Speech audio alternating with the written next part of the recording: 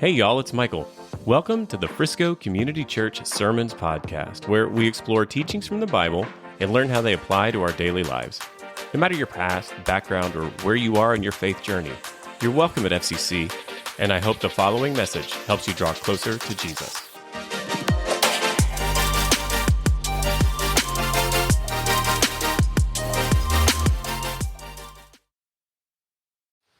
So many of you know that I have a son named Austin, but what you may not know is that Austin plays lacrosse, and he doesn't just play lacrosse, he's specifically a goalie in lacrosse. And if you don't know anything about lacrosse, it's similar to soccer.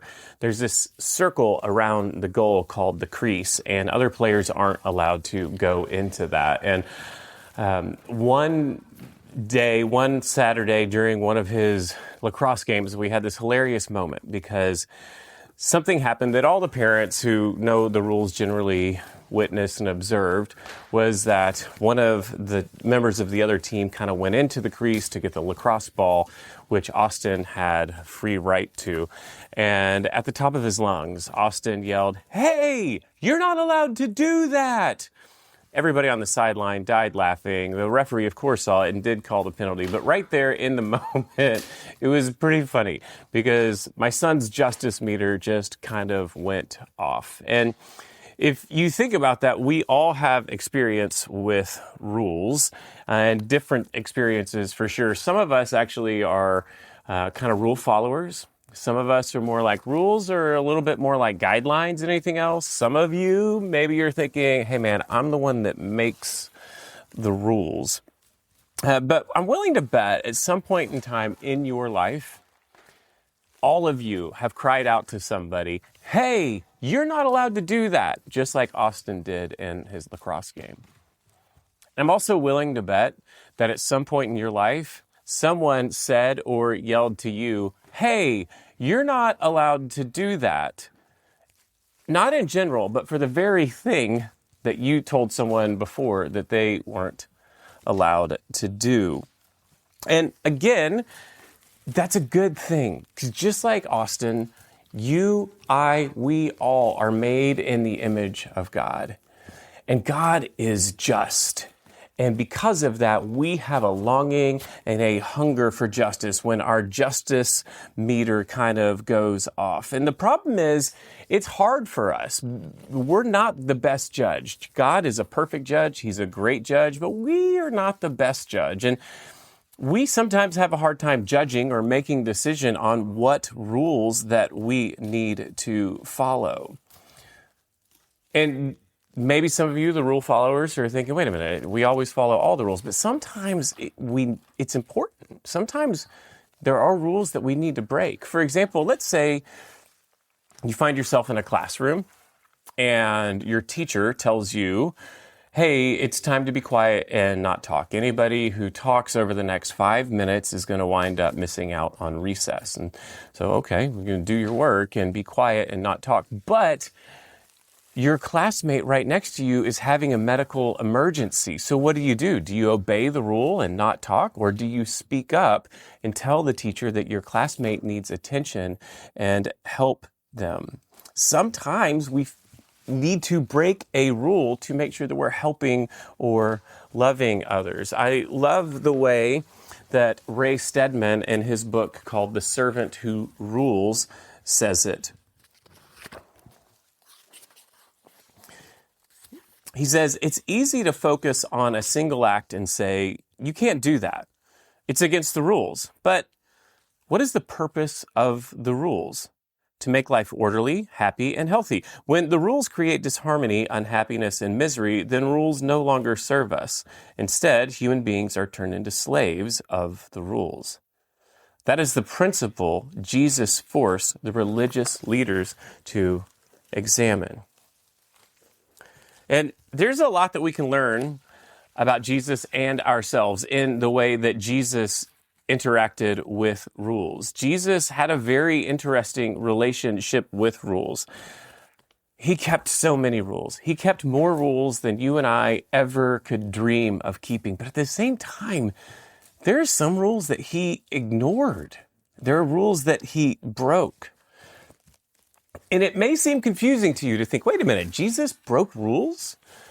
But he did. And guess what? It is confusing. It wasn't confusing just now. It was confusing during Jesus' time too. In fact, it kind of got him in some hot water, got him into a little bit of trouble also. So for us, again, there's a lot that we can learn about Jesus' relationship with rules. There's a lot we can learn about him. There's a lot that we can actually learn about ourselves if we learn from him about our relationship with rules. So today what we're going to do is we're going to take a look at some people's experience with Jesus as it relates to him following rules.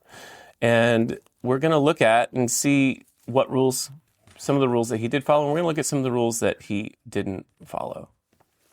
Now, if you have a Bible with you or a Bible app, you can open it and you can make your way to Mark chapter 3. That's where we're going to wind up landing today. But we need to talk a little bit about what happened in Mark chapter 2 to help us understand what Jesus is going to do in Mark chapter 3. In Mark 2:13, we see Jesus have an interaction with a guy named Levi. Levi was a tax collector, and Jesus called Levi to come follow him. And this was not a popular move because Levi, again, was a tax collector and they were not popular. And the reason being is because what they did is they extorted money out of people. They made the taxes way too high.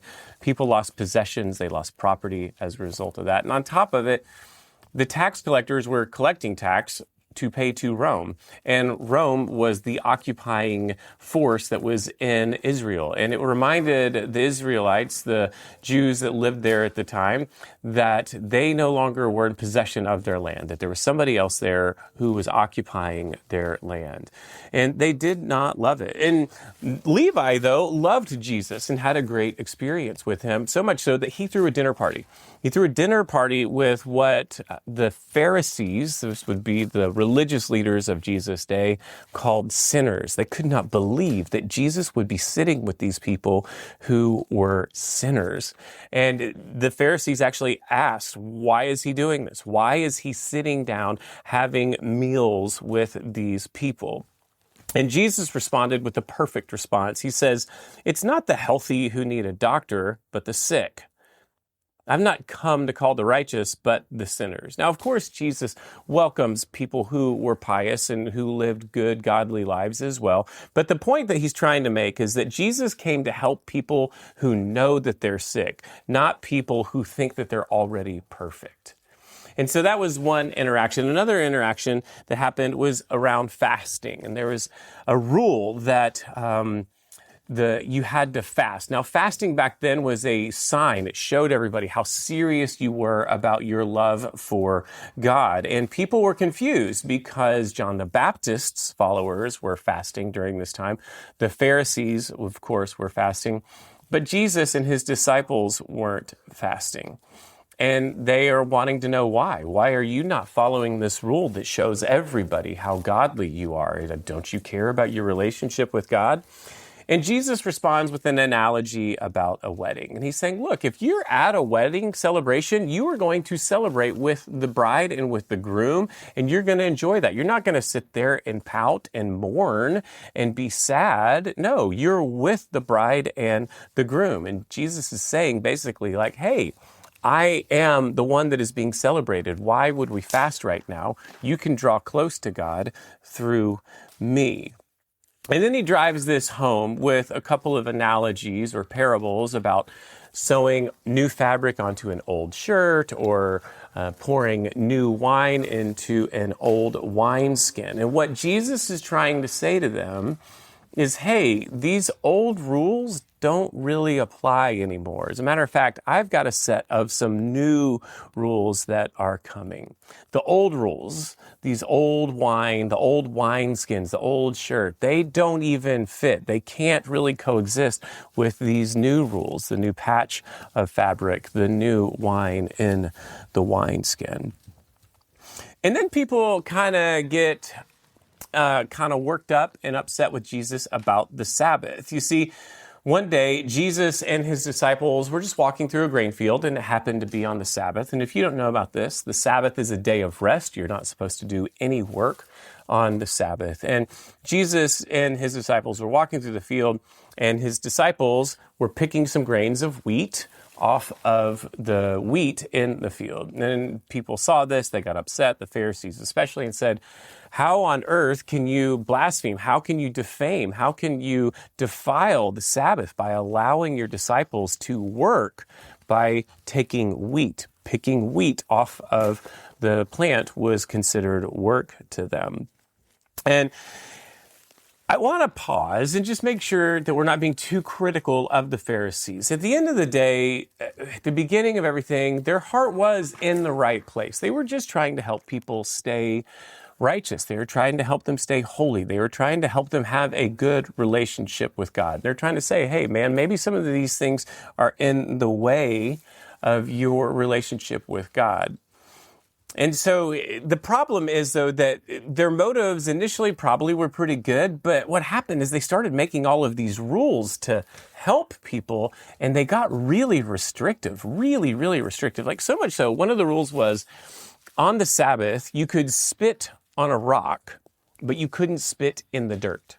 And the reason being is because if you spit in the dirt, that's basically water going into the dirt, and that makes mud. Water and dirt makes mud. Well, mud is used as mortar in bricklaying and stonemasonry. So what you're doing is if you spit in the dirt on the Sabbath is you are making mortar, thus working. So it was illegal to spit in the dirt on the Sabbath. So they kind of got a little bit carried away. And what Jesus is trying to say here is that the Sabbath was created by God for man so that people could rest. He understood that we would just work. We would never allow ourselves to rest. And so God created the Sabbath for rest, not to have to follow and be enslaved and trapped by endless rules.